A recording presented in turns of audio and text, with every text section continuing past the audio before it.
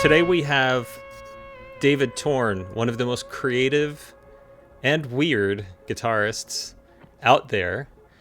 David, you are incredibly busy all the time. Uh, and I'm amazed at the never ending wellspring of interesting ideas and videos and all sorts of things that you're constantly posting. You're always working. And I really admire that about you. But when I listen to your music, I'm like, wow, this guy can do anything with the guitar. He can make it sound like anything. And I just wonder, like, what is it that you're putting out to the world that brings so much your way? I have no idea. I mean, I do. I have sped up. I mean, in the production sense, I have sped up. I don't like to have a day where I haven't actually made music or started writing something or both. And so, this sounds dark, but it's realistic, which is there's really not that much time left. The little sand thing, the clock, the whatever they call Hourglass? those the hourglass. It's dripping. It's sand is falling, and it falls at a pace that is irregular. So we don't know what's up. I'm well aware of being my age at this point and how many physical and neurological infirmities I carry with me. So I just kind of went, okay, so the business sucks, and I hate the business, and sometimes I play gigs where you pay what you want to get in, and everything has changed. And I just decided, well, Tim Byrne and I have been on and off about this for 8, 9 years now, and we kind of came to a mutual conclusion that we would produce to make things that we can sell, because we can no longer really depend on the marketing of a label, which is very sad.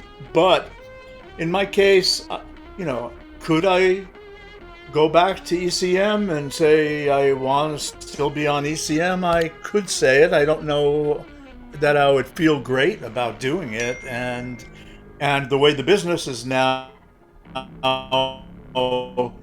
formed, it's probably the only thing that is viable is if somebody makes a guarantee of how to market what you're doing. So that crazy me goes, okay, just fucking make more music. Just keep making it. Just keep going. Anytime somebody comes to you with a record, comes to me with a record that they want to have mixed or mastered in some way, or there's a problem with it, or they want me to add a track. The adding a track thing, I've gotten a little picky about, because I spend so much time now working on my own music, and also doing all of these other things, including,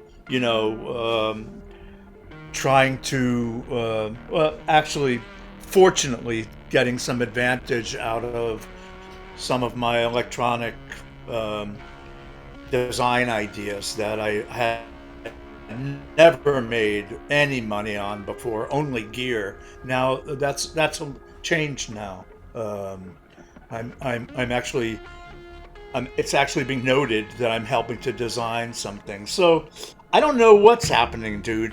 I just keep going, and it's kind of against the grain, and yet I'm continuing to do it. I don't know.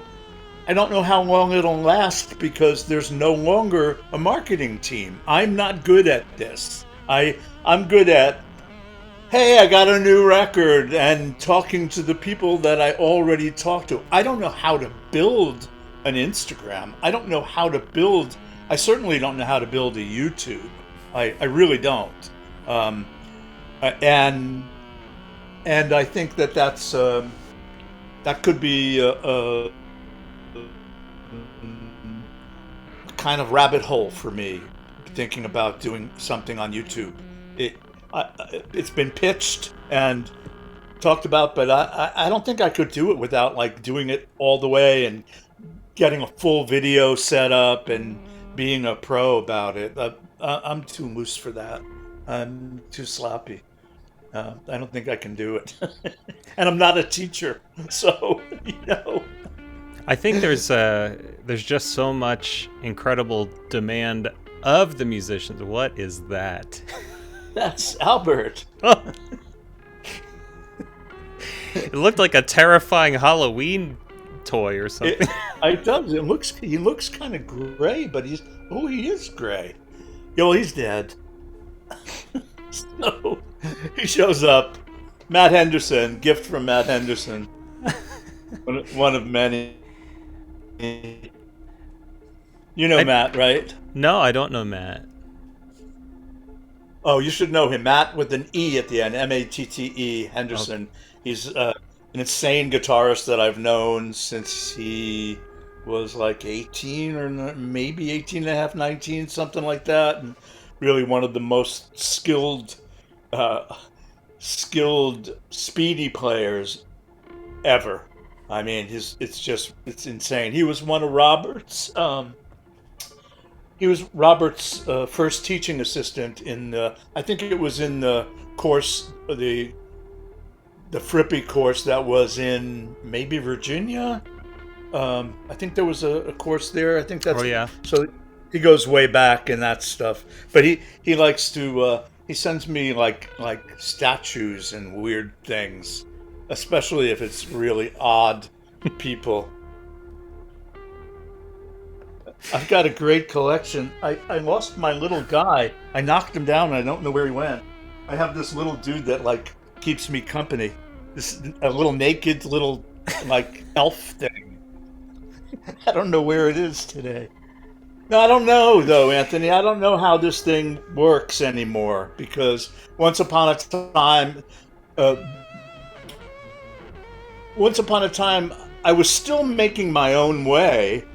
But there were things that were kind of regulated very well. For example, film composition was, up until it started going down the tubes, blame the internet, blame the torrents, because it all comes back to that. But I think sometime around 2007, 2008, when it all started going wrong, the film composition things started going wrong for me as well. And I'm not talking about not having jobs. I'm talking about the jobs starting to suck because the union functionally got busted by the major studios in Hollywood. And so there was no protection there anymore, which was very helpful to me. I mean, it's how I made my living for I would say almost 30 years, was working on films and being a soloist, so being relatively well paid and receiving royalties for that. And when the union started getting pushed out hard, and that started 2005, 2006. By 2008, it was really clear that things were going different. In 2009, I got calls from a number of A-list composer friends at different points in time. Could be just a social call, and then the subject came up of how all of the A-list guys were being asked to do things. All of the people were being asked to do projects for a new standard, which was much, much lower than what the old standard was, and no union to protect any composers anywhere. So that part of it ended up when they really knocked it down, and the union kind of got just busted, and the films weren't. They would have their music editors, for example, being paid union scales, and union scales means that you have protections in your job. For the composers, with no real union, to protect them. Only the musicians had a union, and that got busted first. So union is, wow, all these, you know, I don't know, all of the new films started being made, and they wouldn't sign contracts with the musicians union in order that the musicians would continue to be paid in royalties and residuals. That at the same time, the music editorial portion of film, the music editors, their union held steady and is still recognized by the industry. So when I see things like the Actors Guild going on strike,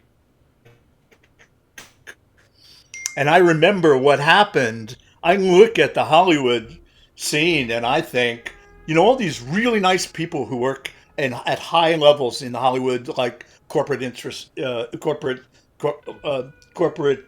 executive levels. There's some really great people in there. However, when you see that the Screen Actors Guild is striking for films, and you know that there is no place for the musicians to go anymore because Hollywood, these same typically left-wing acting, liberal looking producers and such looking are no longer respecting the musicians union. You kind of go, well, hey, wow, what's going to happen? And what happened was a bunch of the really big studios and the big orchestral studios, certainly, except for the ones that were owned by the studios, the big outside rooms closed, and everything shifted over. And I don't know what it shifted to, but it just got really sad. Like a friend would call and say, man, I'm working on this huge film that's like it's a what do you call it? It's an enterprise when there's more than one episode Mm. already in existence, and so they're making almost two films at the same time, and there are two more to go. Huge film, huge amount of money going into the film. It was non-union, and my friend, the composer who wanted to hire me for this film, said, I'm getting, uh, I think what he said was, I'm getting half my normal fee. And instead of the studio paying for the orchestra and the musicians, they bailed on that. I have to pay for it out of the 50% of my normal fee that I'm left with. And I said, and what? And he goes, and I can't bring you to London with me because I have to go to London to do it because I can't afford to do it in the United States. And they want me to do it in London. So he's paying for, what these costs mean, right? It's like per day in a big studio with 85 people in the room Right. on on the old union clocks, which no longer, which don't apply in England at all, on the old union clocks, and you're looking at studios where you have at least three engineers working full time on the score in the room, and paying for the studio and the 85 musicians and all that stuff. These days they can be like, a day can easily go, I don't know. I've seen a lot. I think a day could easily go into you know 60 grand or something like that, probably more. I'm not really sure, but you know, here's my buddy stuck and he wasn't the only one. I had another A-list composer friend, another person whom I've done a lot of outside work for on their films. Same thing happened to he got fired from a big show, and then when he came back less than a year later, he was presented with the same kind of deal. 40% of your original, what your known fee is to play, but otherwise you're not getting the gig. everybody across the board. The independent films came later, so I kind of drifted across the line a bit because I was happily working on more independent films, and but it didn't last. I was thinking, boy, maybe I'm safe, and then a year later, it's like, which studio just closed? What can I really not convince these people that it doesn't cost that much to sign a contract with the? We would bring a union rep to like the music contractor, try to bring them to the producers when I got on a film to say we got to do this fairly, right? Musicians work, we work, so they work. Now I'm the composer, but they're working and I can't not pay them correctly. So it's really, you really don't have to do very much. You don't have to pay very much into the union. It's really open ended. It was already overly generous to the industry because it was so loaded. But that shit was over. So that was a big, I saw it coming. I really saw it coming in 2007. Um, I started feeling weird about it, and and it does come back to, I'm ranting, I know, but it does come back to what happened with the torrents that Daniel Ek had, that whatever the name of that torrent was, and then they spread it into other torrents and they started giving music away, and and without anybody's permission, and Congress did not actually give enough latitude to the musicians union, and and basically the appearance of one of the greatest things in the history of human civilization, which was copyright, creative copyright in the fucking 20th century, which was busted. There was nobody to negotiate. The record companies are gone. There was nobody to negotiate and say, well, okay, they're playing all these people's music for free. And then of in order to turn it around, Dan Eck in his evil brilliance, he started Spotify, right? So he could verify that he was a music business thing now, even though it's not. It's it's usury, and it's abusive, and it's wrong, and there was a moment where a Democratic senator, right around the 2020 election, 2016 election. When was Trump president? 2016, right? Yep. Right around that time, I had an offer from, I would say, more left wing than liberal Democratic senator, asked me to come to Congress and speak about the plight of musicians who have no protections as employees in this country that are valuable, um, and other than the things that you can find, like association with the union, insurance through the union, which I still do, and it's just not the same anymore, and it fell apart when Trump's started to look like he was winning, and they all the Democrats went into a huddle, and our meeting, my shot at like having a conversation with real people in the real world about what it's like to be a a musician in the United States. Trust me, I love it. I'm glad I've done it, and I'm still doing it. I would never have done anything else, I don't think. And at the same time, I see how difficult it is for more difficult for people who are not me, or more difficult for people who are not known.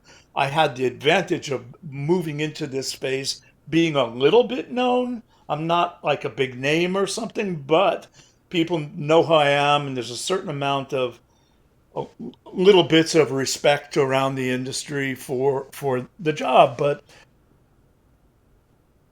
when you talk to younger people like you and younger about what to do in the coming age, about if you have the desire to not only play but to make your own music in these days, it's a whole new ball game.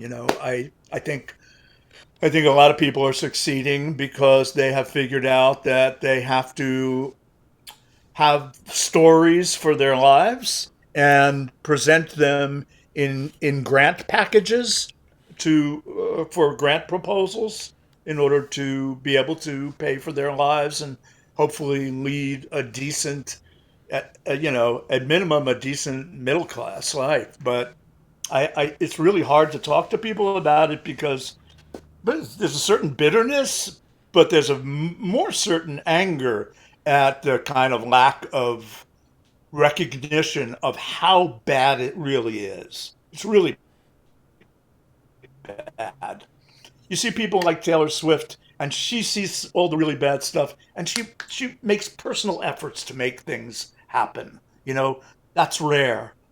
It's kind of rare. Lots of people, just clawing. What do I do? I mean, some of the greatest guitar players I've known in life, are alive now and not really making a living at playing, even though they're working at it.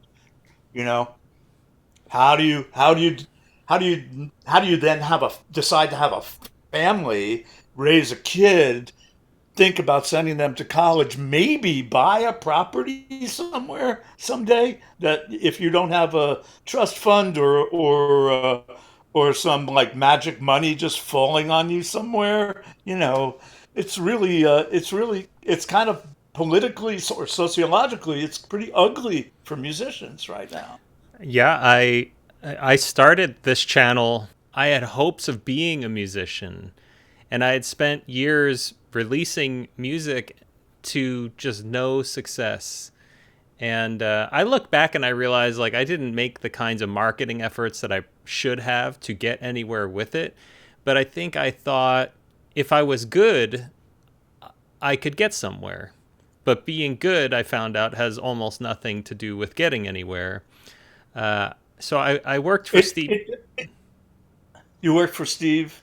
I worked for Steve Vai, and I learned in college he is orbited by dozens of incredible musicians who are on the covers of magazines, who are in full page ad spreads, who have nothing. And I thought, there's no way I can raise a family. There's no way I can make a living, even if I'm really good. Like, these guys are really, really good and they're struggling. So how can I make it? And I thought, watching my heroes in the magazines and on TV and whatever, it was like, man, if you just work hard and get really good, and they kind of taught you this in school.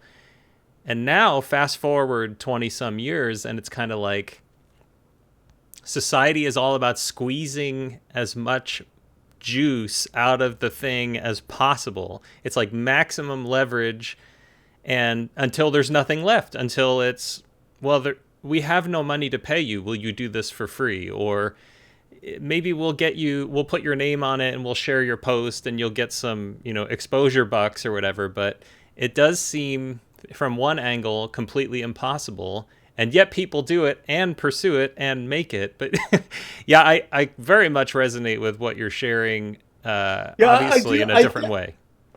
I hear it though. I kind of knew, and you started the channel because you needed an outlet to at least discuss creative music, right? Yes. Oh, At least absolutely. keep it up. And okay, so looking at it from a long range perspective, what you're doing now is helping other people and maybe yourself, but you're helping to try to move things along because you're presenting things that are a little bit out of the norm. And That's right. one of the things that you said that makes a, a lot of sense, but then a little bit of nonsense is that no, you do get better Hmm. as you get older as a musician. The trick is in consistently negotiating these cross currents of negativity that block you from moving forward financially because you need to pay for your life, right? Yep. And so I think the real thing is persistence is everything. Persistence at being good, really good. And then, secondly, persistence at marking what is unique about you in the way you make music. Because all of your heroes and mine, all of them, every one of my heroes is somebody who fought the currents of I guess of trends, of fads, Yeah. who saw them, took them in, but never fell into any one stream because they were on their way to doing something that was a unique statement for them. And and all of your friends are like that. All of your Hmm. friends in the music field, like Steve, he did something different, and Frank made fun of him for it, Hmm. and yet he's so good at what he was doing that of course he was well beyond that level of just doing something like comedically. I always thought that what did he say, trick guitar, no, Stunt guitar. stunt guitar, right? Right. So in that stunt guitar thing could be found some things that are you could develop much more deeply over a long period of time for yourself that no one else will ever do until you do them. And that getting places to go to, those are the tricks, I think. Persistence, and persistence at believing that you will find a way to say what you have to say musically, and without,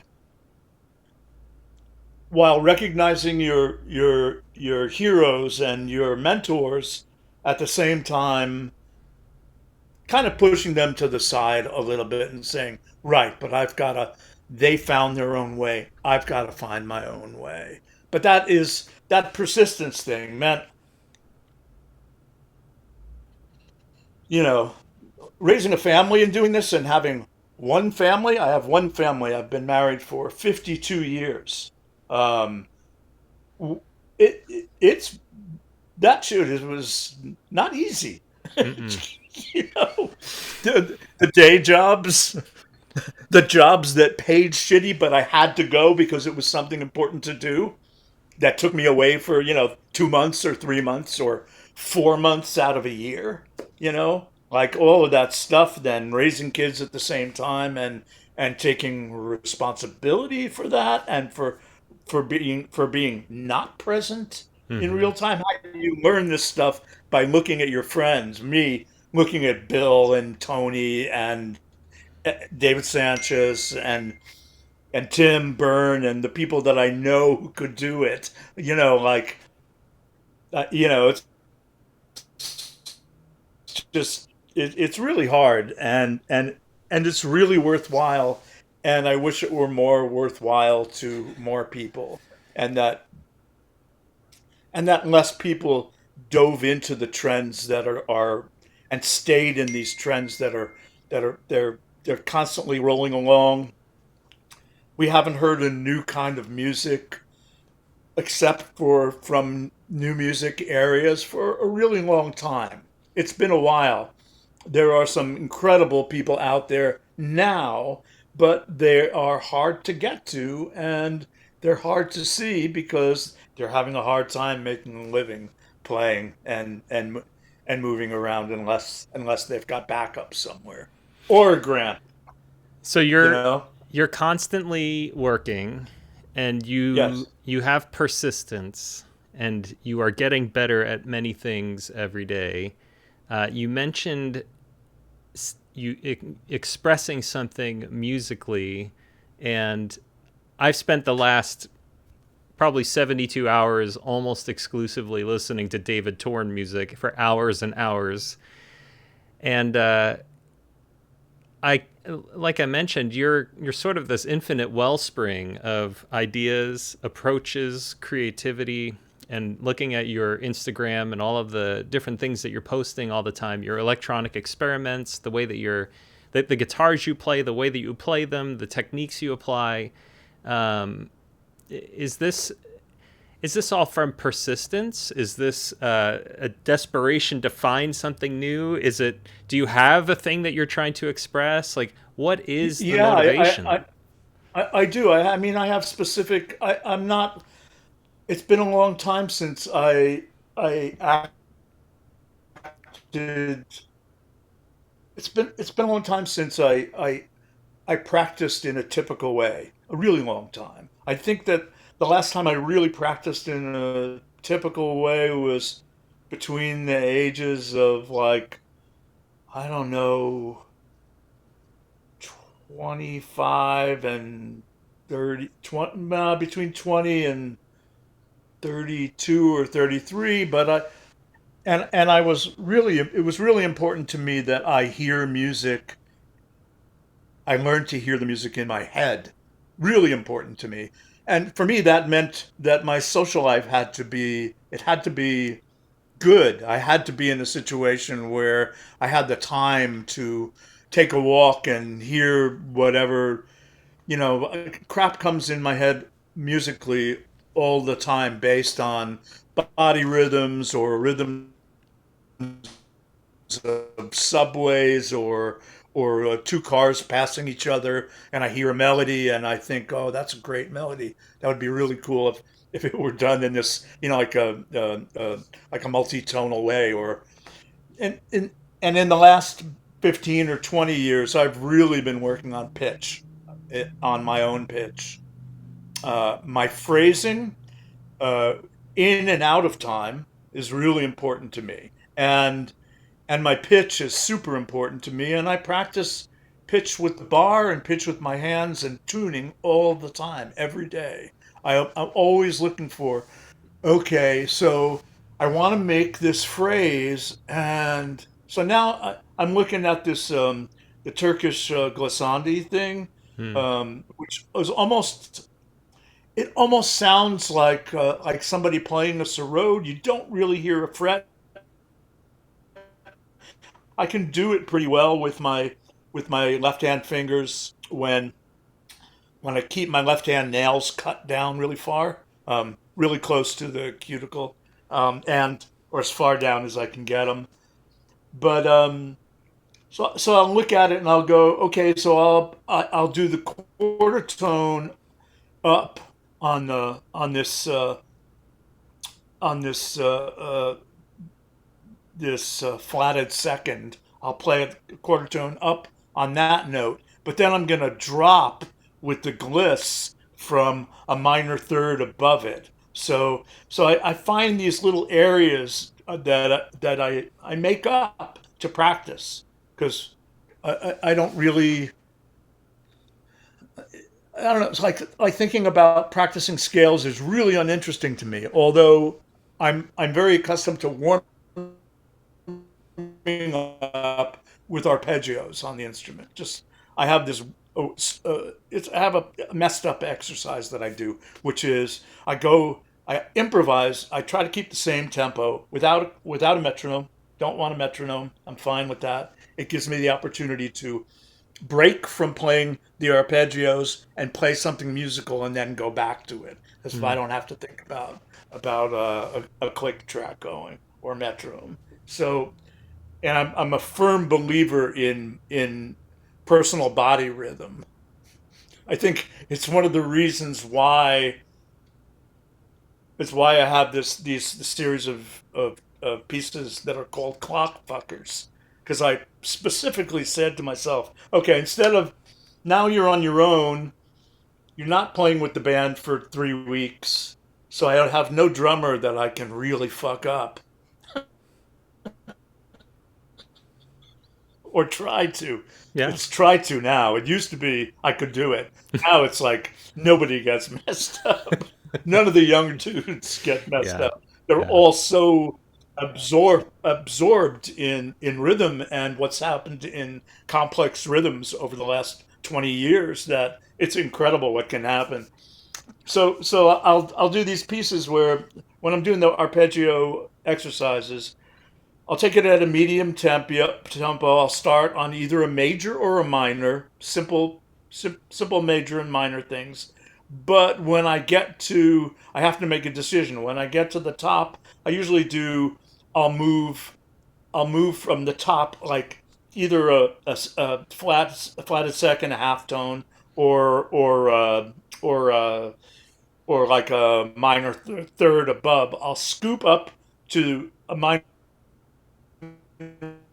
third above and then fall on the arpeggio based on that being the root tone of a new key center. Hmm. And then I'll do that with like if I did a minor, I might do a minor again, but I might move to a major, and I just do that constantly. So there's a constant flow of playing these phrases arpeggiated, and I'm moving key centers so I can hear and feel what number one where I am on the guitar geography and the topography of the actual neck, and and what I can glean from it that I'm going to be able to use somehow at some point in time. Find something, and it's boring, but I don't think it's really boring.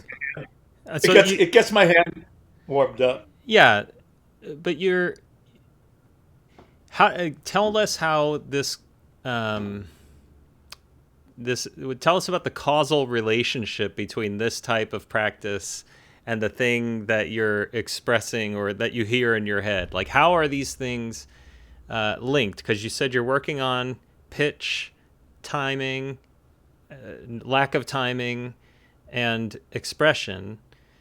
So how does this like arpeggiated movement or flow or motion help you to express the things that happen in your head? I think it's purely except for the mental like little not a high jump but a low jump, these Mm. mental little blocks that I put between them. Okay, now you have to make a decision. So this is an improvisatory uh, let's say it's an exercise. I'm improvising and I really don't know where I'm going to go when I get to the top, and I haven't decided what the top note is yet, or what it's going to move to. So that moment is critical for me in me being on my toes. And if I start thinking about it, I might say, okay, now let's relate that to what this shape we just made. Let's relate it and try to repeat it. Move again to yeah. Have you ever looked at um, the Messian modes of the symmetrical Yeah. modes of Hmm. transposition? So, if you ever practice one of those that has like 9 notes or 10 notes in it? I've tried.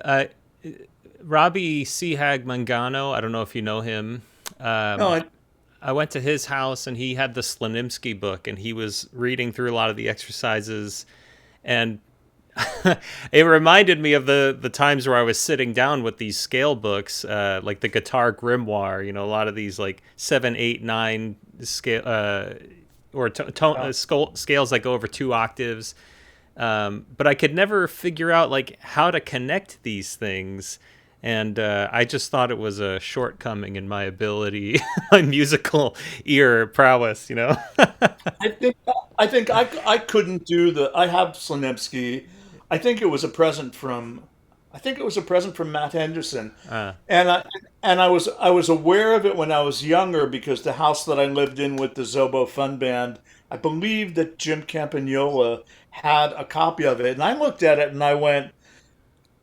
And also around the time that I briefly studied with Pat Martino, it was very interesting to me. And then I looked at it and I went, "Well, I don't understand this." But when I saw Jan Garbarek writing music with these 9 and 10 note scales of the Messiaen symmetrical modes of transposition, that made a lot of sense to me because it made me look at ways in improvising to move through very specific tonalities to get to other tonalities that made them make sense to me in a melodic way. So by voice leading my movement through scales with chordal movement, but using top voice or bottom voice or maybe hocketing between top and middle or Mm-hmm. top and bottom uh, left hand finger, But by moving those things along, I started to, number one, I started to be able to understand how I could get to bitonalism and further and really feel it, not just think it. No longer look at it as, oh, I'm just going to overlay this C sharp major scale over this G major scale together right now. Um, Mm-hmm. it, I don't know. I started playing with it and making sense out of it because of Jan, because he was writing this music that was based in these 9 and 10 note scales, and I found it really like I.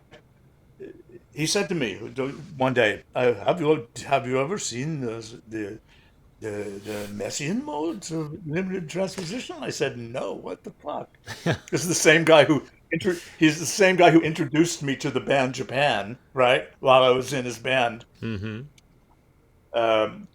He said that to me, and I went, yeah. So I started doing a little bit of.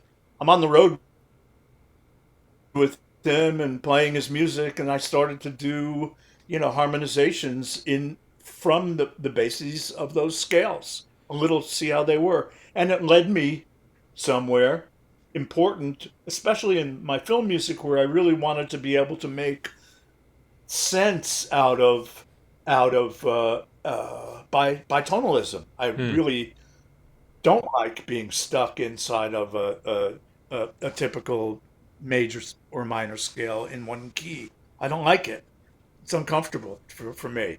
It's great if you're playing. It's great when you're playing folk music, but even then, when I'm playing my idea of folk music, I what it led me to though was it led me to really dealing with pitches, and which was something I've been working on for my whole life, but I really got started getting zoned in around 80, 84, 85. I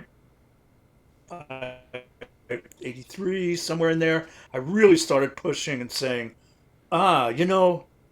okay, I'm an American, but not all my relatives are American, and Mm-hmm. I come from a place or a couple of different places as it came to be, and I've had a fondness for both listening to different musics from the East in a big way since I was really young. First concert I ever went to, my dad took me to, was the Lincoln Center, which I think was called the Kennedy Center. No, it was called something different at that time. Was it called Lincoln Center? I think it was. Uh, the premiere performance of Ravi Shankar and Al Raka, their first performance Wow. in the United States. That's the concert my dad took me to. Blew my mind, messed me up, and then I discovered Arabic musics because it's mostly deeply connected to my roots. Anything in the East is deeply connected, and I started thinking, right, why am I so attracted to this music? Why am I so attracted to southern, especially the southern versions of flamenco that are really mixed in Right. classical music, uh, Roma music, and Northern African music, Mm-hmm. Mm-hmm. Moroccan, Tunisian. This. So I think so many doors opened up during that period of time that I have so much to work on that I I look forward to it, and I know this is a weird old guy thing to say, but I've been saying it for a couple of years. Is that the things that I want to perfect, that I feel I need to perfect, I'm convinced that I will never achieve them. And I don't care because I'm going to try. Right. You know what I mean? I'm never going to get the quarter tones exactly where I want on a fretted instrument with a goddamn vibrato bar. Am I ever really going to get them where I want them? Probably not, but I'm going to keep going because it's it it it's part of the blood of my music. You know, it's like I have to do it. I Or start playing Simon and Garfunkel songs. but I mean even in that context there's still an aim or quest for perfection. It's kind of like, how have you developed your musicality to even understand or perceive perfection? I think I will always be striving for it because it there's Right. always even a little tiny thing like you mentioned cutting your fingernails, and I've thought like, well, if I have my nails this long, like I keep track of when I cut my nails and how far, and I keep them very like I'm very specific about it. And even my toenails, when I'm running, I'm thinking, oh, that nail's a little long. It's the same thing. Like you play a scale or you play something, and it you can Yeah. almost perceive the weight of your fingernail on the finger when you're doing something for decades. And I love that movie. I don't know if you've seen Jiro Dreams of Sushi. Have you heard of it? No. Okay. Yes, but I haven't seen it. It's fantastic because it's about this guy named Jiro who makes sushi for over 70 years. And he says, I'm it's the same exact thing. I'm still after the perfect sushi, the perfect rice, the perfect fish, the perfect blend texture mix, the perfect amount of It's vinegar. fair, right? Yeah, I think it's really a fair thing to come to. yes, and I think people look at it, people who don't understand hard work look at it and they think it's crazy because on the surface it kind of is like, well, what are we talking about here? Like perfecting a quarter step bend? I mean, okay, you just do this. But like once you really get in there and you start looking at the atoms, you're like, yeah, but this little thing, and you can feel it. Like you can feel the texture of that bend on your callus, and it's like, oh, just a little too much. I don't know. I just think there's such beauty in that, and to incorporate it into your musicality so that it is just a natural part of your expression. I think that's really it. Is like it's been a lot of this following natural instinct stuff, and that applied to me in the films too, because especially my own scores, because I was aware that I would always be writing specifically for this story, these people, these scenes, this vibe, the other vibe, and the other vibe, and knowing that, oh, there are these restrictions that they're really important to perceive. You need them in order to be able to feel the timing of how two scenes interact with each other, one in act one and another one that's at the end of act two, and you have to be able to feel that rhythm that makes that communication of that storyline or a character or place come forward and be seen by the it's and so there are all these restrictions involved in music making for me. And I'm still, I still took it pretty adventurously, but then there are films where my adventure, what Lars and the Real Girl, it was my adventure to go backwards in time and become a songwriter. And I had the biggest revelation. I wrote a great opening theme that got me the film, and then I was lost. Hmm. And one day the director said something really weird to me about what he thought. And I went back to my studio and I went like, what is he talking about? He's obviously doesn't know anything about music. But what was he talking about? What vibe was he talking about? And like, I think I took a shower, and in the shower I went, fuck. He's talking about writing based on a sea shanty. He's talking about a sea shanty. I Hmm. can write a sea shanty, no problem, and I'll make it a little odd, you know, Yeah. for the odd characters in the film. And and it kind of meshed really well with what I had written that got me accepted as the composer. And it was an incredible adventure of writing primarily really tonal music, diatonically tonal music. Um, and I mean, I have some things in there that are off Hmm. for filmic reasons, but the body of that work, and I got to the end of it, and I went, I really like that. That's the thing I've done in film besides be completely weird, you know. Okay, so I have a. And so I ended up doing like two. I'm sorry. Go That's a ahead. good one. That's a good film to see too. It's a good. You should see that film. There is at least there's one moment of where you're expected to have a suspension of disbelief for about. It's a little uncomfortable for about a minute and a half. Not musically, story wise. I think it's a really good film though. So this gets to one of our first interactions. I think you had sent me a message about maybe it was Steve Vai or something, and you were like, "This isn't that weird. Like, what are you doing? You know, like, what? Why would you feature this? It's not that weird." And I've always that's like stuck with me I because think I said go ahead, David. no, no. You finished the sentence. I didn't mean Oh, to interrupt. it's okay. And that's always stuck with me. I hear it somewhat often, and I didn't choose the word weird like in some sort of grand with a Yeah. mission or something. It was just like I mentioned to you just how little success I saw with my own music, and out of frustration, I was like, I guess the music I like is weird. I'll talk about making weird music. MakeWeirdMusic.com. That's available. It was a 10-minute decision that I've had to live with for over 10 years.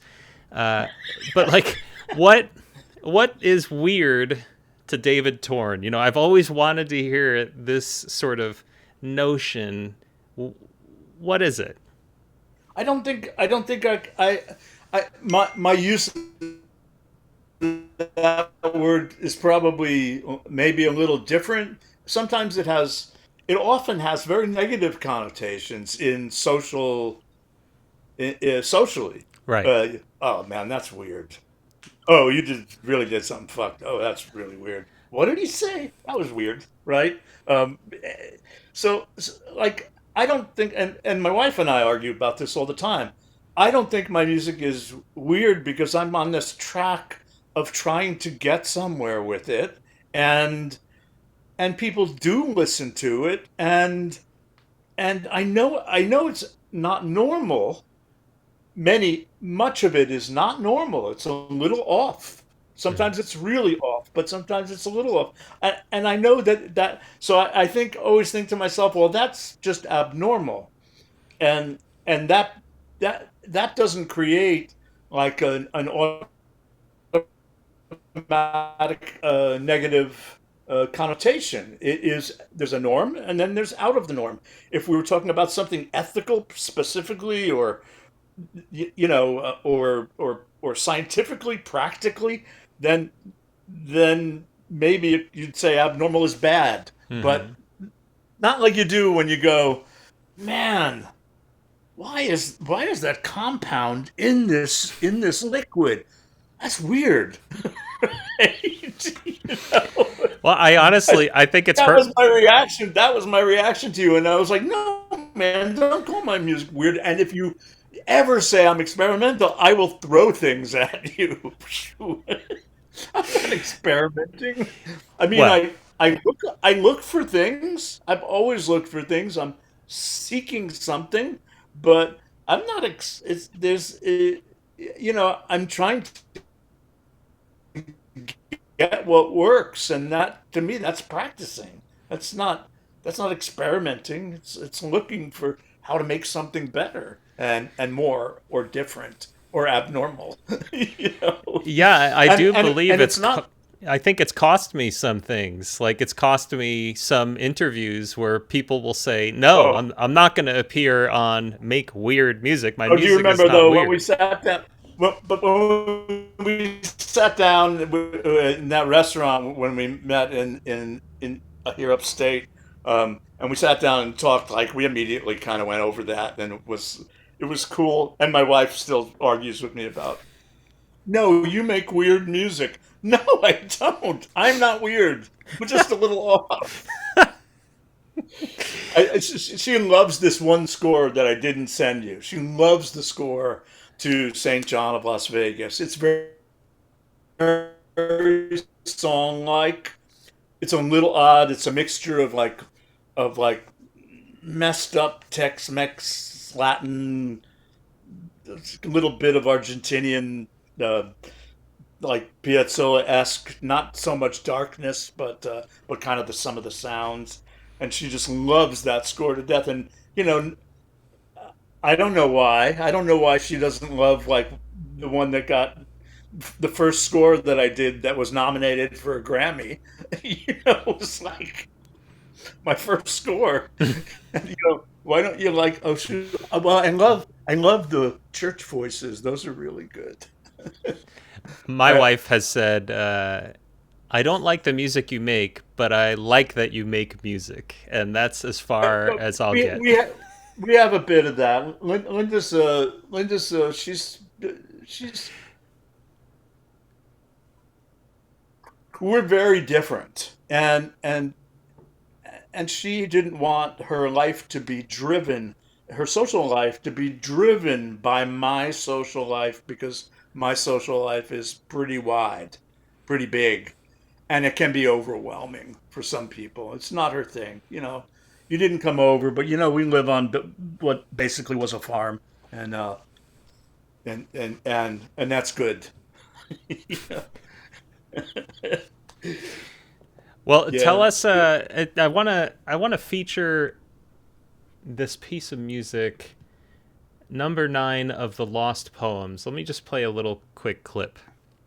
Oh, that's like 3 minutes. Yeah. I know we'll only do half of it. Yeah, 3 minutes is cool.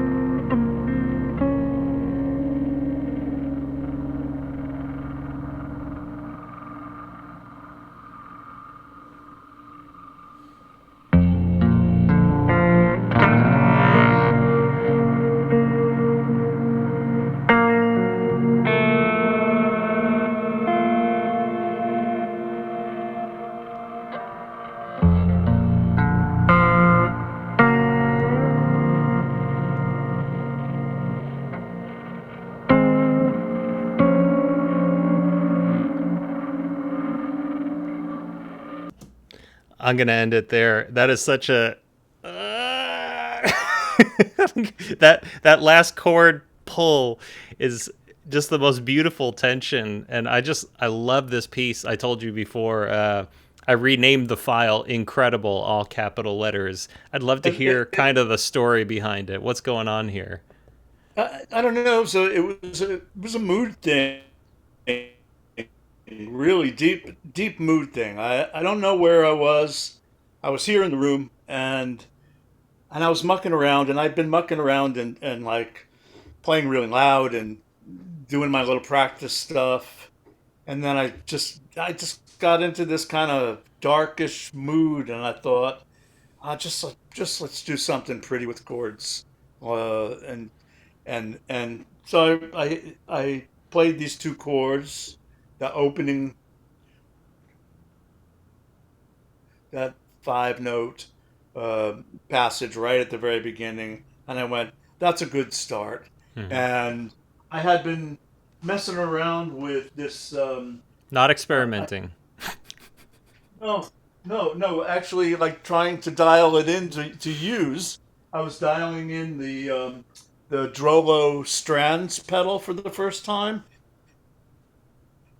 It's a really interesting pedal because it is a delay line that can stretch time, and it can stretch time in very unusual ways. And you can get it under your hands. And so I had found that sound where I was getting those kind of resonant tones after the notes I played, where it's just resonating on odd tones that you wouldn't necessarily hear in those chords. And I went, yeah, that's it. And then I just played. I went in and I said, okay, there's the first five notes.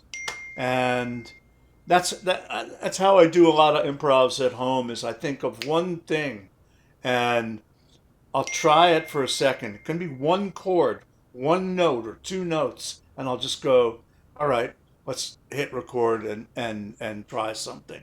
If the mood is right and I remember to put the recording sign up.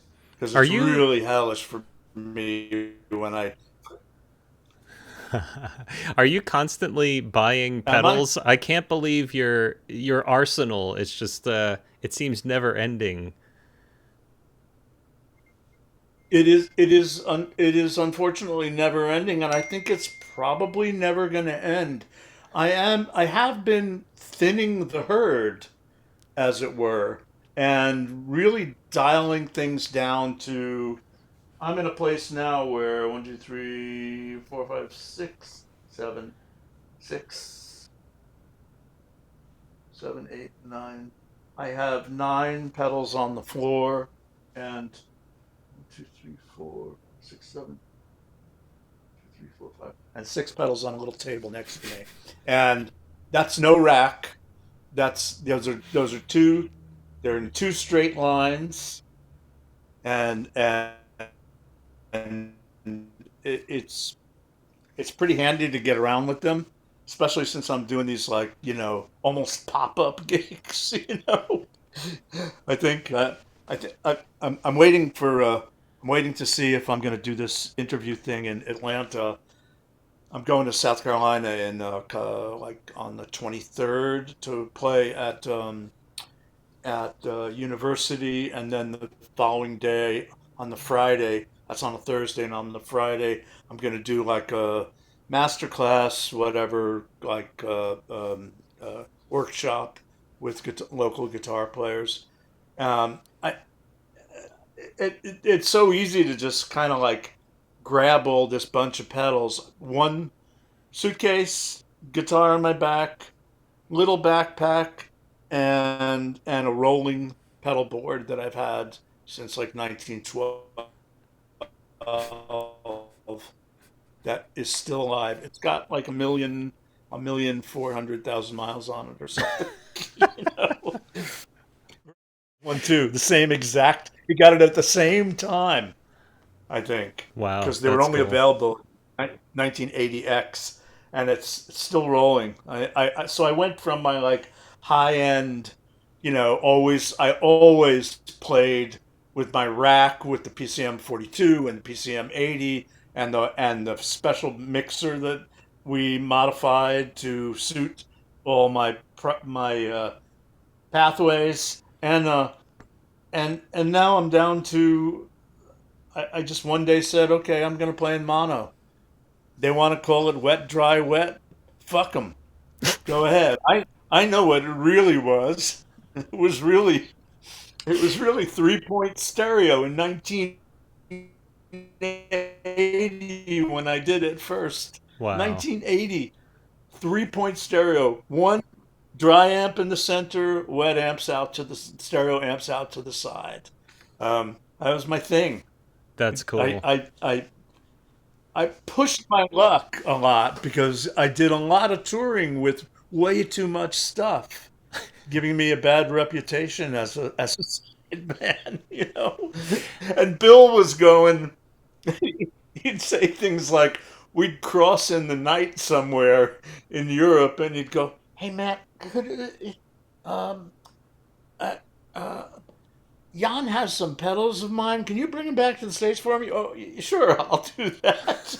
or, how do you carry all that stuff around all the time? And he'd take out the bag, and he had a bag of pedals in a a double plastic bag with pedals in it. You know, Wow. and I was like, "Okay, man, I don't know, I'm doing my thing." I think the peaks were the big tours where like Sakamoto in Japan with the orchestra, David Sylvian all over the place, the blue gigs in Japan, um, uh, and a couple of the last Jan Garbarek, Eberhard Weber gigs, where it was great.